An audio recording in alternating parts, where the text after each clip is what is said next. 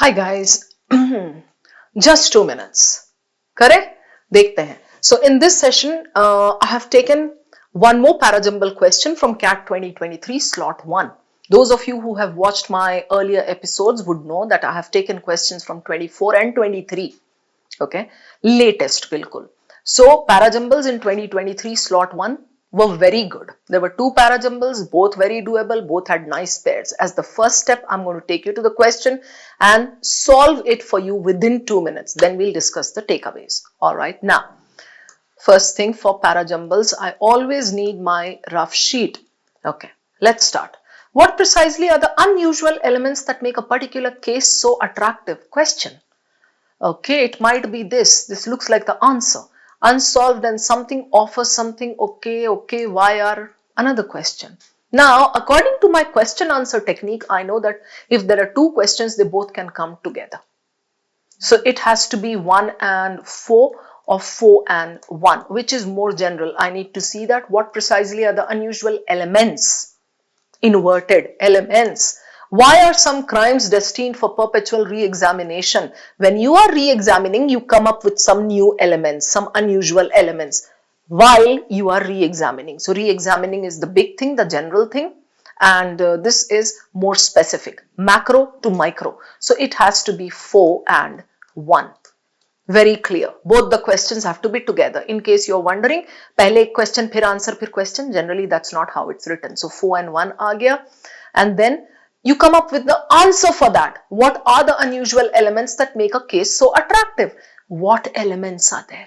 It might be a particularly savage or unfathomable level of depravity, wickedness. Maybe it's one level of wickedness that captivated the person. Very often it has something to do with the precise amount of mystery involved. So we are discussing the unusual elements. Explain over here. So 4, 1, 1 and 2 is a very good pair.